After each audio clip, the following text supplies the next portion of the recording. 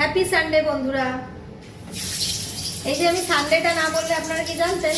আজকে সানডে, প্রথম সানডে এলো এরকম জীবনে, বুঝলেন? এই যে আজকে আমি চিকেন রান্না করছি। চিকেন ওই শুনেছেন, শোনেননি, আমি প্রথম শোনালাম।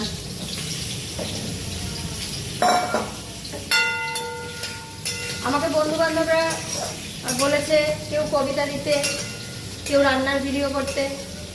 আজকে আমি রান্নার ভিডিও দেখাচ্ছি না, অন্য সময় দেখাবো কি রাঁধছি, কেমন করে রান্না করছি।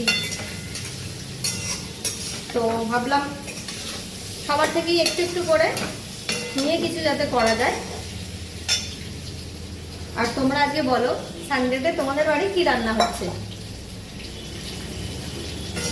তারপরে হলো কথা গিয়ে হচ্ছে বিকালবেলা